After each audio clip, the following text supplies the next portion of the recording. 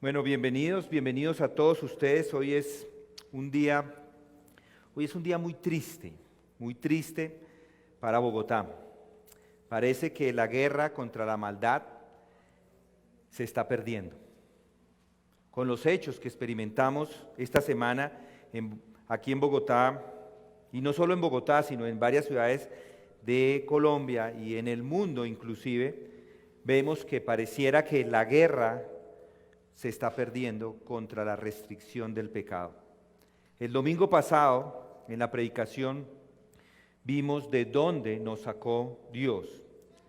Y hoy hemos sido testigos visuales del pecado, de ese vandalismo sin restricción. Muchos CAI fueron destruidos, muchos buses quemados, robos, asesinatos. Algo que inició el miércoles y no ha terminado, no ha parado. Y eso simplemente es una visión palpable de lo que es el pecado. Pero no es solo acá, ese pecado está en todas partes, por todas partes del mundo. Y creo que igual que yo, muchos de ustedes seguro están consternados por el nivel de maldad del hombre. Esa maldad del hombre. Vemos esto y nos causa un malestar por dentro, en nuestro corazón. Al escuchar las noticias o al verlas, simplemente nos tiene impresionados. Y sin embargo, esta maldad no solamente está en las calles, esta maldad también está en la iglesia. No sé cuántos de ustedes han escuchado los devocionales matutinos de esta semana, pero en esta semana estuve hablando un poco de esto, del pecado que todavía está en nuestras vidas. Pecados que no son tan absurdos, seguro, con lo que estamos viendo con el tema de la pandemia, o de las vandalismos, pero son igual pecados sucios, son pecados que no son mejores que los otros, son suciedad, son olor desagradable, son repugnantes, son podredumbre. Los pecados son corrupción, es como estar en un estado de descomposición. Mis hermanos, el pecado es nuestra putrefacción que se ha llevado a la cruz.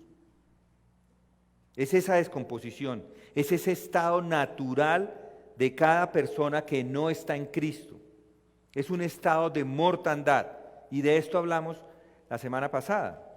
Los hombres sin Cristo están muertos para la eternidad. Noten el versículo 1 del capítulo 2. Y Él os dio vida a vosotros, y noten esas palabras, que estabais muertos en vuestros delitos y pecados. Antes de conocer a Cristo, esa es la condición de mortandad. Estaban muertos espiritualmente en delitos y pecados. Muertos completamente. Todos los seres humanos se encuentran acá, o nos encontrábamos allí. Esa es la condición natural del hombre. Es una condición de muerte. La condición anterior es de podredumbre. Y además, los hombres sin Cristo andan en pecado. Noten el versículo 2. En los cuales anduvisteis en otro tiempo según la corriente de este siglo. Siguen los valores del mundo, sus estándares, su razonamiento, su conducta, su estilo de vida, sus prácticas, sus principios. Apoyan movimientos como el Black Lives Matter. Hoy día, este movimiento se ha incluido inclusive en los eventos deportivos en los Estados Unidos. La gente que no se arrodilla a él es silbada y los quieren sacar de allí. Aquellos deportistas que no lo hacen y son abuchados por eso. Apoyan el vandalismo, apoyan el odio a la policía, apoyan el odio a la fuerza pública. Siguen todo lo que el mundo vende. Ese es el estado natural del hombre. Andan en pecado. Y esto eran ustedes y yo antes de la salvación, valorando los estándares de este mundo. Y no solamente eso, los hombres sin Cristo imitan a Satanás. Noten ahí en el versículo 2, conforme al príncipe de la potestad del aire, el espíritu que ahora opera en los hijos de desobediencia. No solo caminaban en los estilos de vida de este mundo, en las prácticas, en los principios de este mundo, imitando al príncipe de este mundo, imitando su líder y obedeciéndole. Los hombres sin Cristo están muertos para la eternidad. Los hombres sin Cristo andan en pecado. Los hombres sin Cristo imitan a Satanás y los hombres sin Cristo siguen su perverso corazón. Esto lo estuvimos estudiando la semana pasada. Noten el versículo 3, entre los cuales también todos nosotros en otro tiempo vivíamos en las pasiones de nuestra carne, satisfaciendo los deseos de la carne y de la mente, y éramos por naturaleza hijos de ira, lo mismo que los demás. Eso es una descripción muy gráfica de los hombres que no pertenecen a Dios. Los no regenerados. Los no regenerados están muertos y andan en medio de los valores de este mundo. Andan en medio de los deseos, buscando las cosas que le apetecen de este mundo. Se han entregado a esas pasiones, todo lo que el mundo le ofrece y es lo que quieren hacer. Y todos, ustedes y yo, estábamos en ese lugar, muertos en nuestro espíritu, separados de Dios y además de eso siguiendo a Satanás. Vivíamos y nos conducíamos y nos comportábamos de esa forma. Esa era la naturaleza, eso era lo que éramos. Pero Dios, noten el versículo 4, pero Dios, este es el evangelio, este es el mensaje del evangelio, pero Dios, aquí está ese contraste, pero, y vemos la obra de Dios. Del versículo 1 al 3 nos está mostrando quiénes éramos nosotros antes de la cruz. Y ahora en el versículo 4 encontramos, pero Dios. Lo que Dios hace es intervenir en la vida del hombre, en su vida, en mi vida, y de forma maravillosa nos deja sin palabras, hace una transformación que nos deja sin palabras. Y esta es la única esperanza que tiene el hombre, pero Dios es la única esperanza. El hombre necesita ser regenerado, el hombre necesita tener una nueva naturaleza. Y esa naturaleza y esa regeneración solo vienen de Dios. Y esto sucede inclusive antes de que ni siquiera pueda entender la profundidad de las doctrinas cristianas. Así usted las conozca, así conozca doctrinas cristianas, conozca verdades cristianas. Si una persona no ha sido regenerada, no le vale de nada. Por eso esto sucede antes de que alguien pueda hacer ni siquiera algo bueno. El hombre es y debe ser transformado por Dios antes de que pueda hacer ni siquiera una buena obra. Es por eso que podemos decir con certeza que es una herejía que un hombre que no ha recibido la redención tome las enseñanzas que encontramos en las Escrituras y las implemente en su vida, porque debe haber sido transformado antes, transformado en el interior para poder aplicar esos principios bíblicos que encontramos en la Biblia. Por eso es que no damos consejería a aquellos que son incrédulos. No hay necesidad, no podemos, porque ellos no pueden aplicar las verdades bíblicas a su vida. La consejería es solo para los creyentes, para los que puedan entender estas verdades y no solamente entenderlas, sino ponerlas por práctica en sus vidas. Por eso es que cuando alguien quiere consejería, lo primero que le preguntamos o tratamos de entender es si en realidad ¿es creyente o no? Por eso es que es tan importante predicar el mensaje cada semana de la salvación. Porque si hay alguno de ustedes que está todavía en esa suciedad del pecado, por más de que escuche otras verdades bíblicas, todavía está en esa condición de pecado. Y al final, todo lo que haga bueno de nada le sirve. Puede obedecer a las palabras de Cristo, pero si Cristo no es su Señor, es como el inmundo, y como un trapo de inmundicia todas sus obras justas.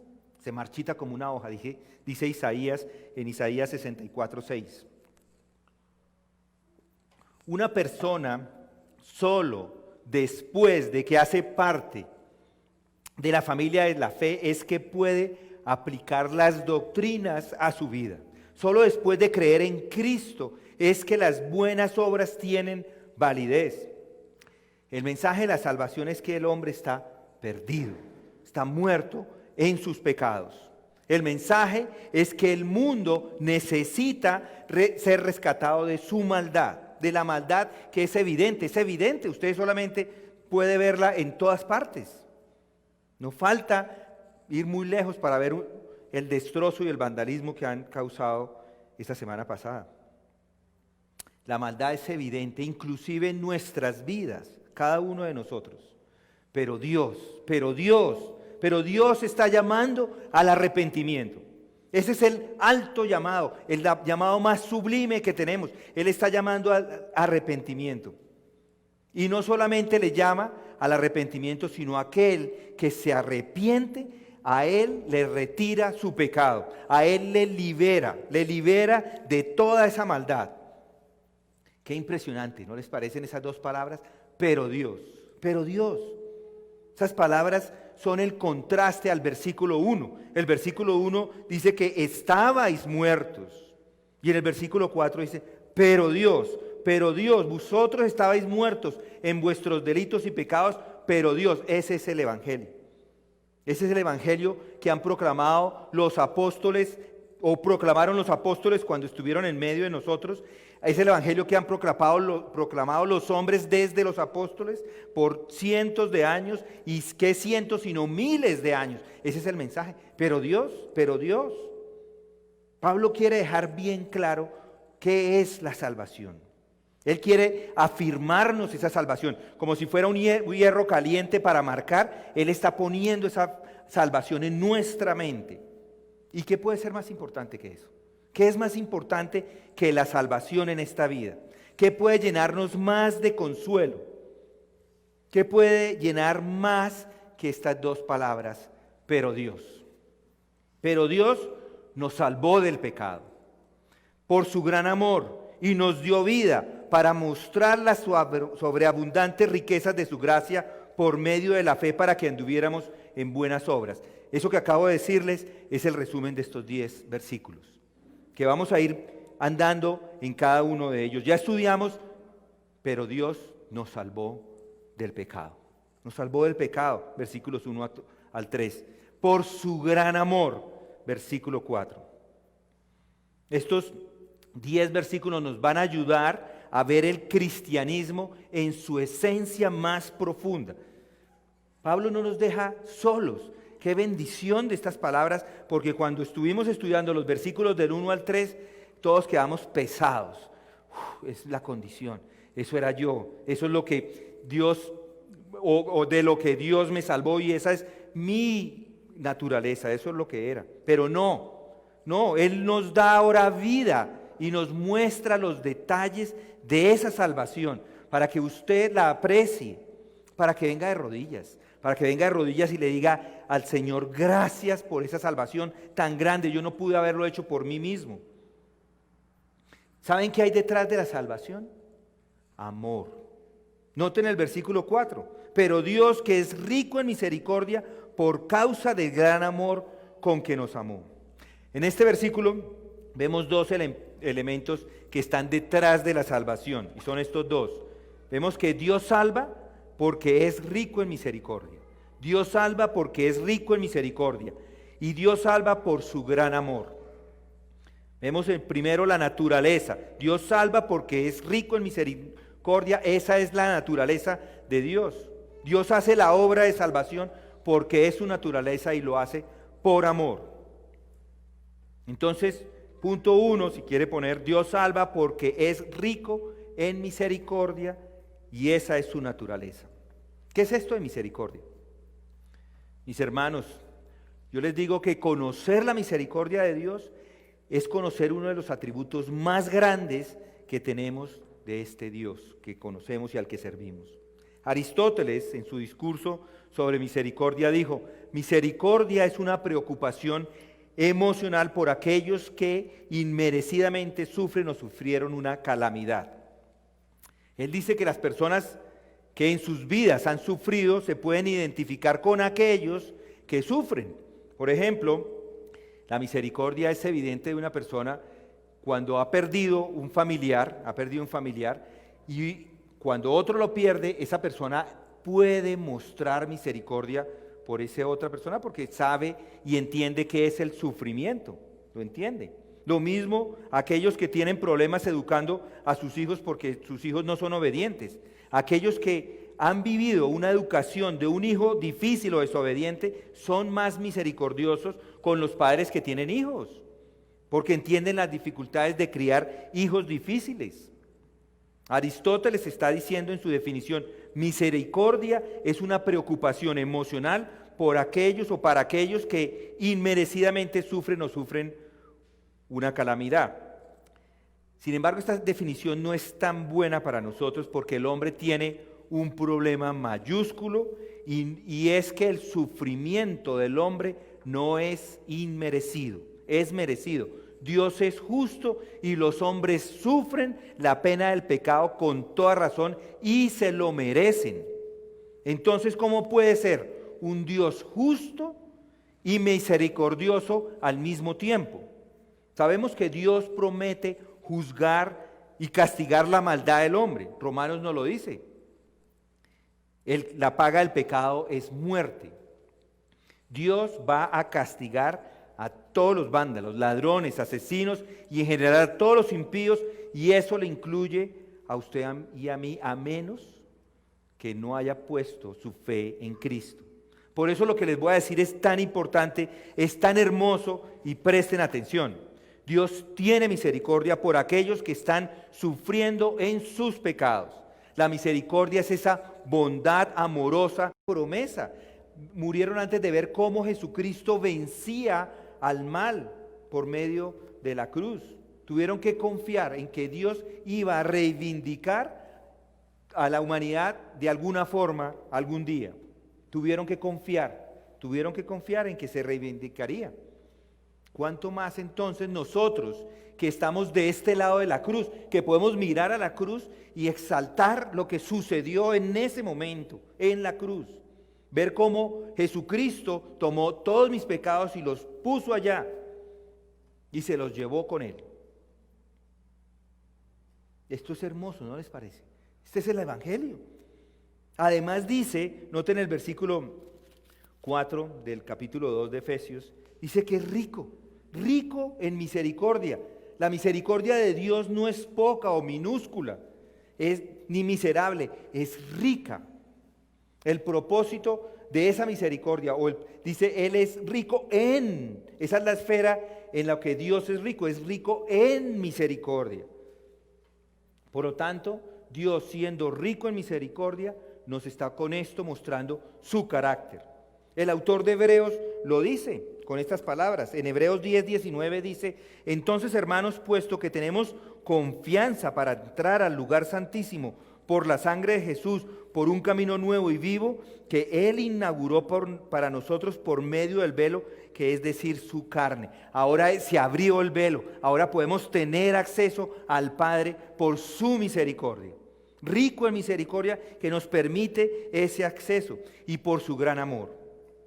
Debido a ese amor con que nos amaba, que es lo que continúa en el versículo. Entonces Dios salva porque es rico en misericordia y Dios salva por su gran amor. Esto es lo que está detrás de la salvación, su misericordia, su gran riqueza en su misericordia y su gran amor. Ese amor es una demostración de esa misericordia, y esa misericordia se da por ese gran amor. Acá tenemos esa palabra amor, dice, noten ahí, noten el versículo 4, y dice, por causa del gran amor con que nos amó. Aquí vemos un sustantivo y también vemos el verbo. ¿Pero qué es esto que está diciendo aquí Pablo en Efesios? ¿Qué es lo que significa? ¿Qué es esto de amor? La idea de este amor que tenemos acá, esta palabra que está usando, es tratar a alguien con afecto, con cierto afecto. Es diferente a la palabra eros, en el sentido de que hay libertad. En este momento tiene una libertad de elegir a quién amar, y eso es lo que está haciendo Dios. No es así con eros, y Pablo por eso no usa esa palabra eros. Eros es impulsivo. No, aquí usa la palabra ágape, una palabra que es un amor por elección, es un acto consciente sobre una persona, es una muestra de amor sobre esa persona que se ha seleccionado para ser amada. Y el amor, este amor es un amor que busca el bien de ese ser amado. Amar inclusive sin que merezcan ser amados. Hay muchos que no merecen ser amados y Dios igual los ama.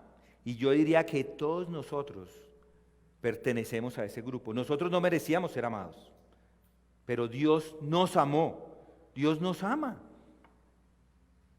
Y además esa palabra que está utilizando allí, esa forma, esa conjugación de ese verbo y de esa palabra que encontramos allí, nos muestra que hay intensidad en ese amor, esa intensidad del amor, de ese sustantivo, no es verbo, es el sustantivo. Esa intensidad se demuestra por la forma en que se encuentra y luego le pone el gran amor. Es decir, como si dijera el gran amor.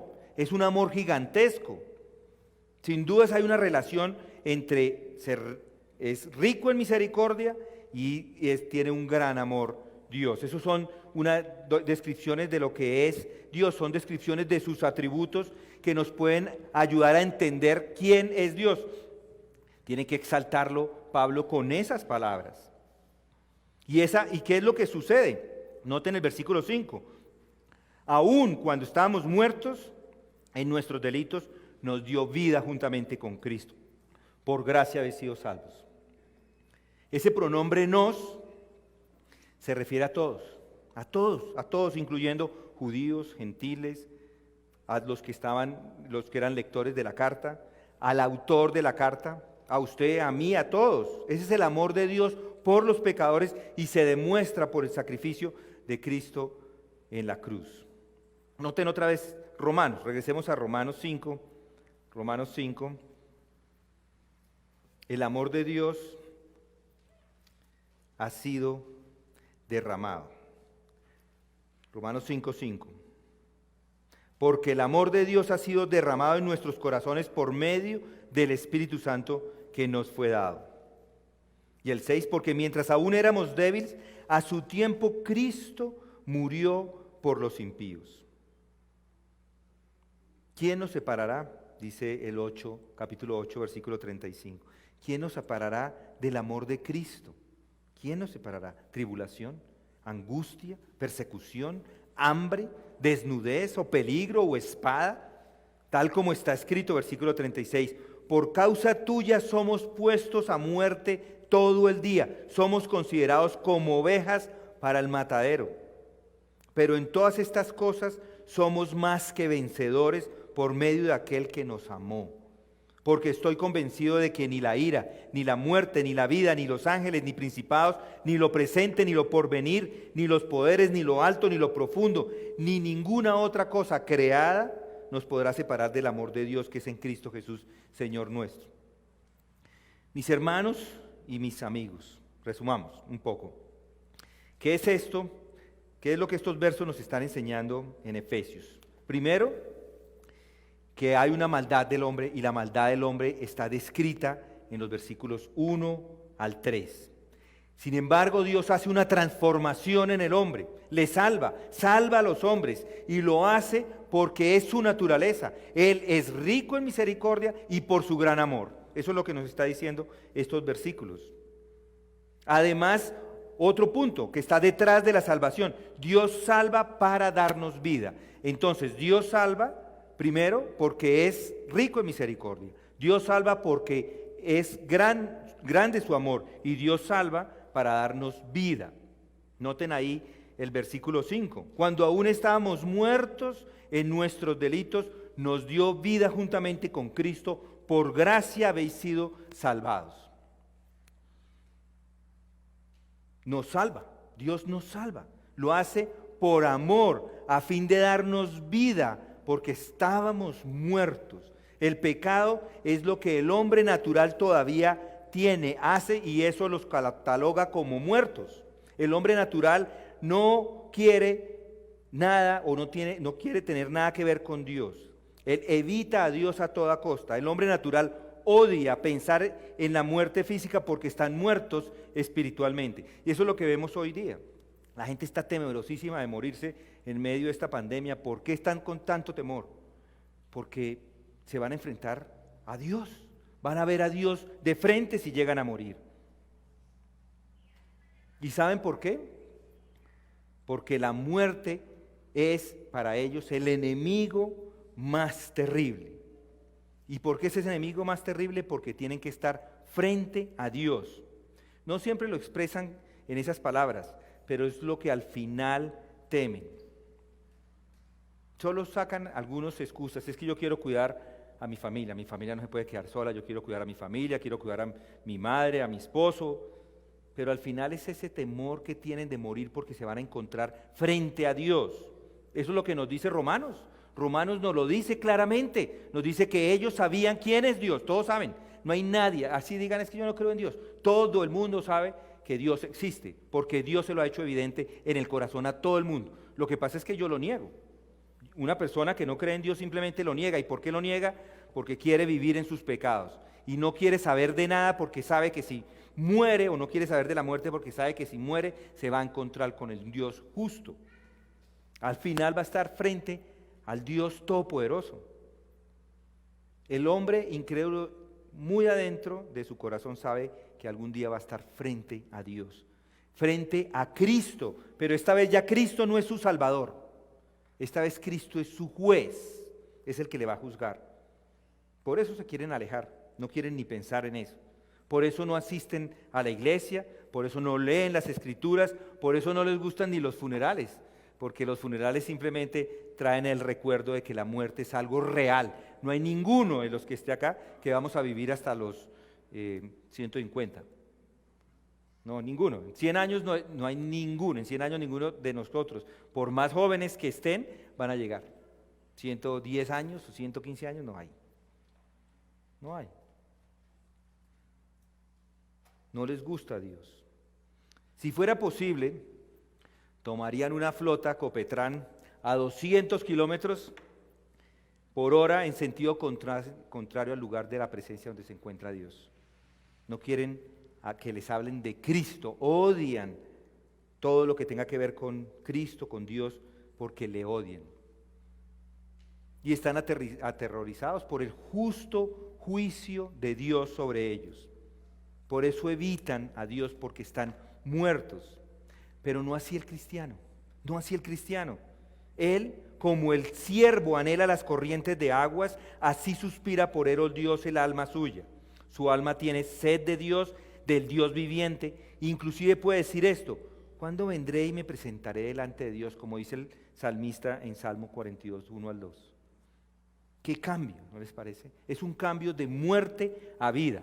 Estábamos muertos en nuestros delitos y nos dio vida juntamente con Cristo. Es un cambio total, es un cambio absoluto, es un cambio de esencia, es un cambio de la naturaleza, es un cambio de corazón. ¿Qué mejor que este cambio, no les parece? No hay nada mejor. Pasar del temor a la confianza. Y eso solo se logra con la salvación. Dios convierte a una persona. Él es el que hace la conversión, es el que hace la obra. Ahora el mayor deseo de un cristiano es acercarse a Dios. Mis hermanos y mis amigos, yo les pregunto, ¿usted puede decir honestamente que lo más grande que desea en este momento es conocer mejor a Dios y vivir para Él en su presencia? Si puede responder honestamente, yo diría es probable que usted sea un cristiano, o que sea un cristiano, probablemente está vivo, pero si no, será mejor que examine los fundamentos de nuevo, porque cuando un hombre está en Cristo tiene una nueva naturaleza, y una nueva naturaleza que clama por saber más de Dios. Eso es lo que hace la salvación, una transformación completa del alma, del ser. Nuestro Señor solía levantarse mucho antes del amanecer del día para orar a su Padre. Otras veces se quedaba despierto toda la noche orando a su Padre. Quería hacerlo y disfrutaba de esa comunión permanente. Y esa debe ser la característica de un cristiano. Está vivo para Dios, disfruta de su presencia, tiene vida juntamente con Cristo. Es como la licuadora de mi casa. Si no está encendida, está muerta. Pero si la prende, gira, vibra, grita, vuelve y gira. Los vecinos de mi apartamento lo saben muy bien.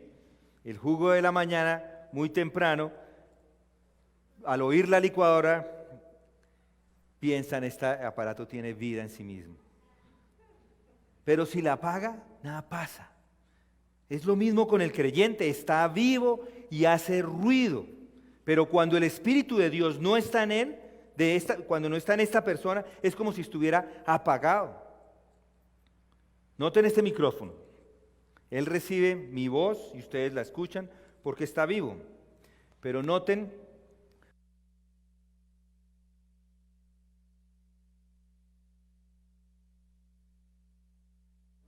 así es, así es.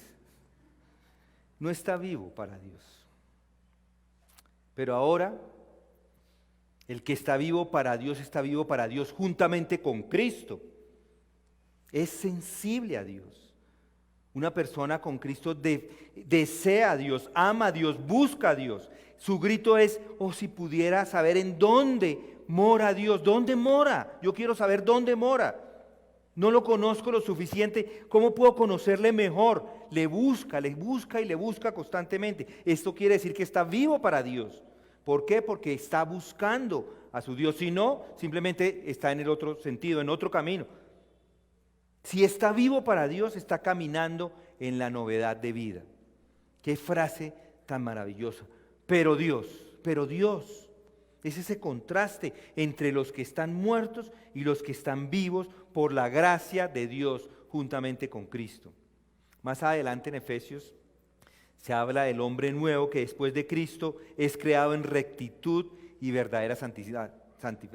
Es una transformación. ¿Cómo es entonces un cristiano? ¿Cómo es entonces un cristiano? Es uno que ya no está caminando en delitos y pecados. Está viviendo una vida completamente nueva, que ya no está gobernada por la carne y por los deseos, o sus deseos están en Dios más que en la carne. Ahora está gobernado por Cristo. Eso es un nuevo cristiano. Y Cristo es su Señor. Pensemos cómo se ve un cristiano. Permítame sugerirles algunas formas de cómo es un cristiano. Un cristiano se muestra en su mente, se muestra en sus afectos y se muestra en su voluntad. Su mente, sus afectos y su voluntad. Esa es la manera de saber si usted es un cristiano, si ha recibido la gracia de Dios o no, si está vivo.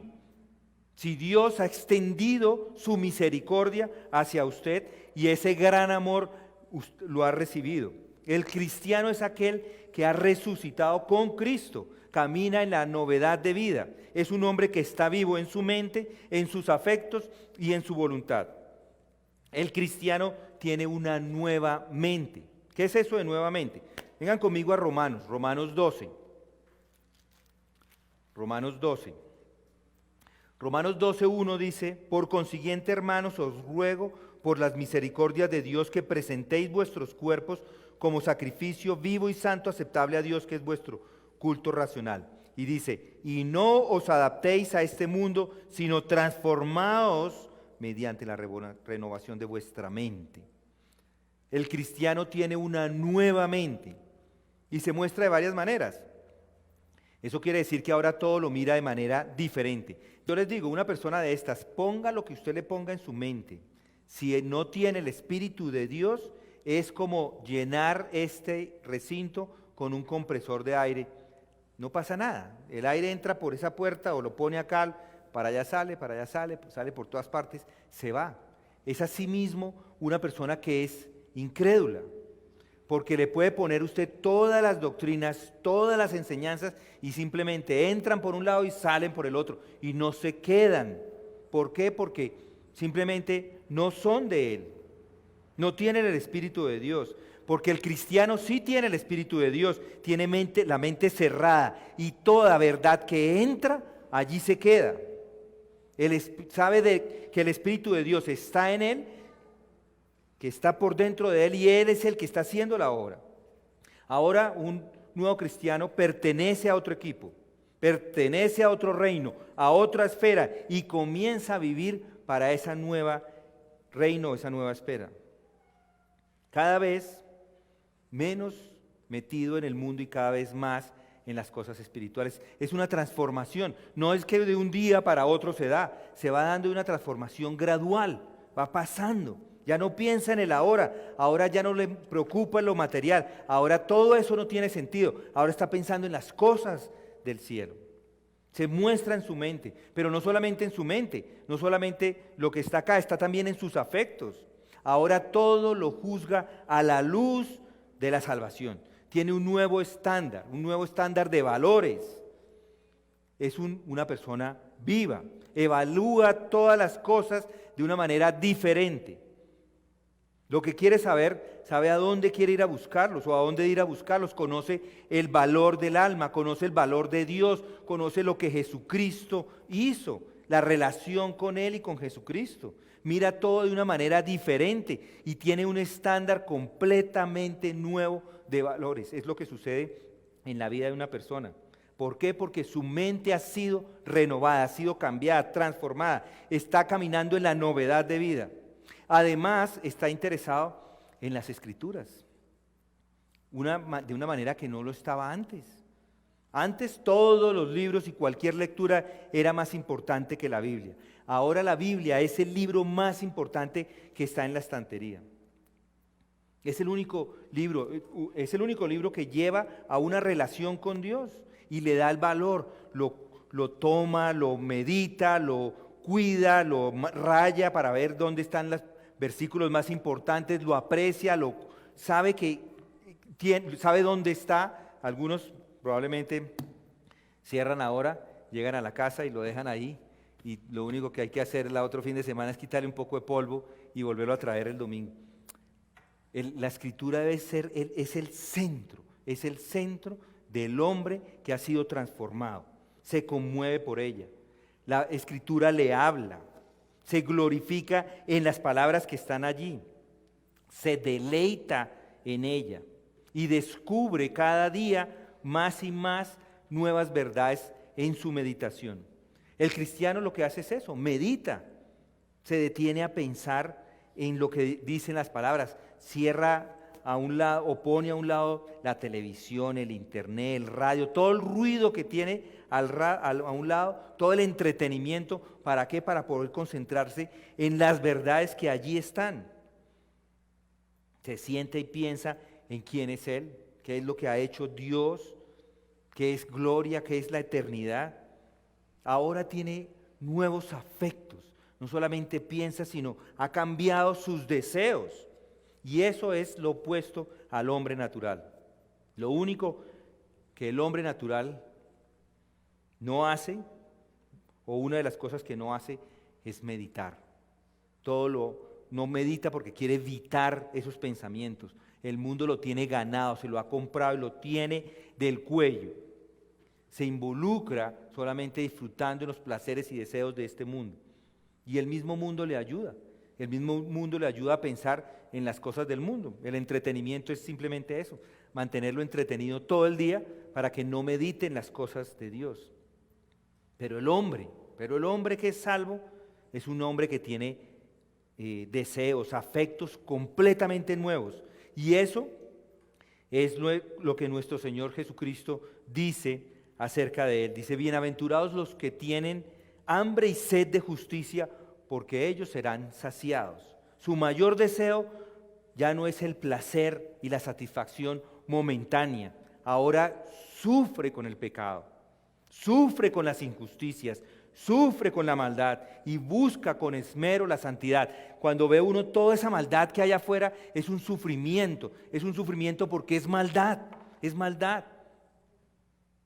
Es como un salvo, es como David cuando dijo, crea en mí un corazón limpio, oh Dios, y renueva mi espíritu dentro de mí.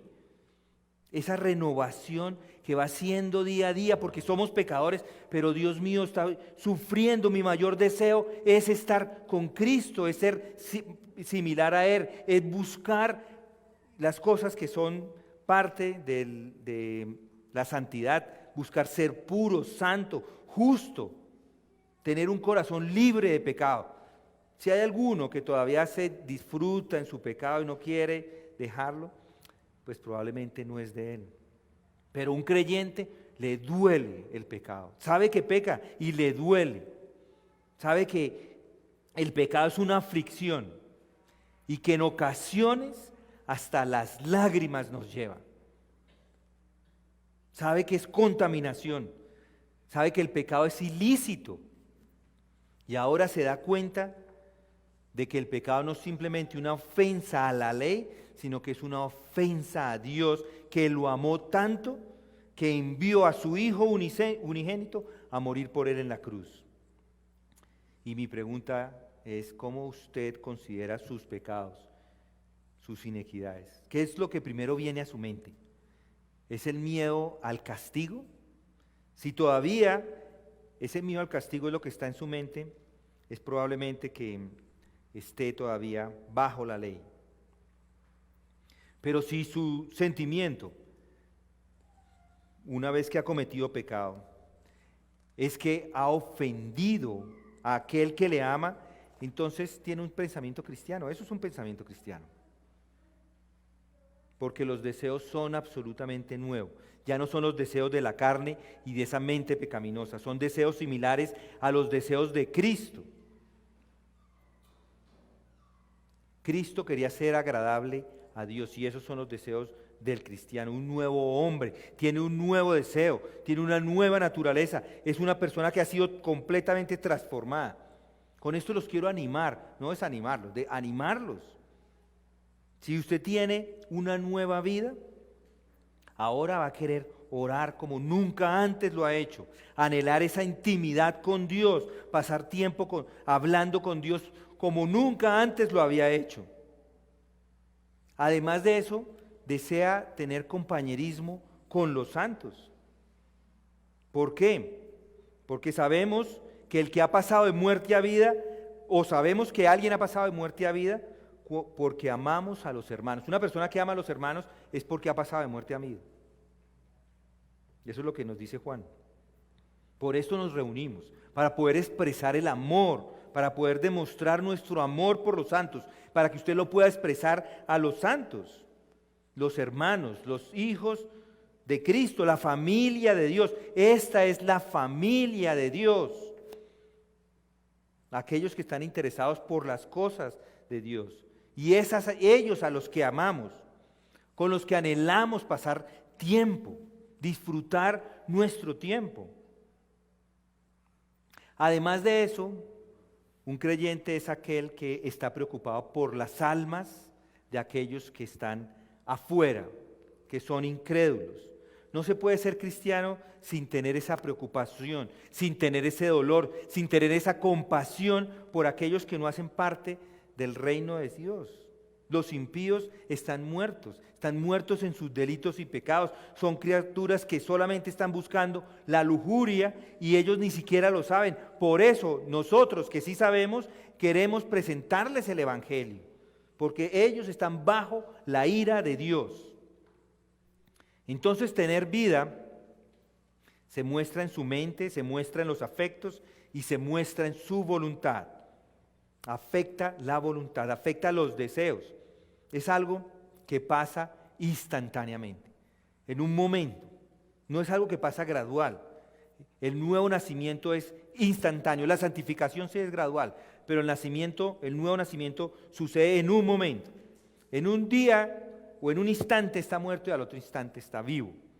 No sé cuántos de ustedes son conscientes de su salvación, aquellos que son salvos. Si son conscientes de su salvación, es probable que conozcan la fecha o puede que conozcan la década, como me pasa a mí. Yo no sé si fue en este momento, en qué momento fui salvo. Durante un tiempo fue que después noté que ya no era ese hombre que era y fui transformado. Es algo rápido, sin embargo. Y es algo que sucede en nuestro subconsciente. Nuestro Señor lo deja muy claro cuando hablaba con Nicodemo y esa famosa declaración: el viento sopla de cualquier parte, dice, y escucha su sonido, pero no puede saber de dónde viene ni para dónde va. Simplemente se sabe que el Espíritu entra y le da vida. Uno no lo entiende ni puede explicarlo completamente todo lo que Sucede, pero eso es lo que sucede. Una vez estaba ciego y ahora veo, simplemente sucede. No puedo explicarlo fisiológicamente o anatómicamente o cualquier cosa mente. Es lo que pasa, simplemente lo que pasa. Antes estaba ciego, antes no podía ver, pero ahora soy capaz de ver. Estaba muerto, ahora estoy vivo. Ese es el misterio. Es milagroso, es maravilloso, es incomprensible. Un hombre nuevo ha sido transformado, transformado en su mente, transformado en su corazón, transformado en su voluntad. Ha sido transformado completamente para Cristo. Es una nueva criatura. Ese es el nuevo nacimiento, mis hermanos. Ese es el nuevo nacimiento. Es una transformación completa. Ha sido cambiado. Un nuevo gobierno es ahora el que rige su vida. Y esto sucede en la salvación. Aquí encontramos en los versículos de Efesios, nosotros nos encontramos en estos 3 versículos. Estamos muertos, andábamos en pecado, seguíamos e imitábamos al príncipe de este siglo y además estábamos pendientes de nuestros deseos, de nuestra carne. Eso era lo que éramos nosotros. Pero Dios, que es rico en misericordia, por ese gran amor con que nos amó, nos dio vida. Eso es lo que sucede en la salvación. Es eso.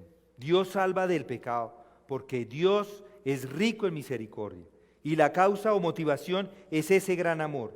Es a la vida que somos salvos.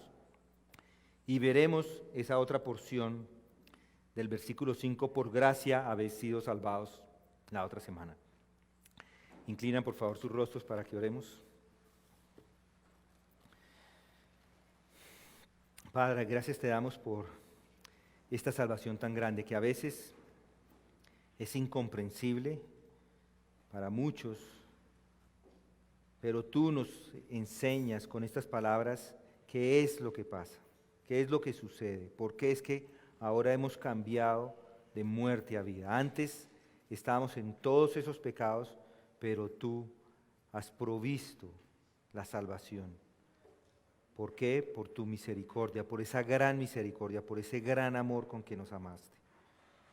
¿Y a qué nos has salvado? A la vida. Ahora estamos vivos, ahora tenemos una nueva naturaleza, una nueva esencia. Gracias, Padre Santo.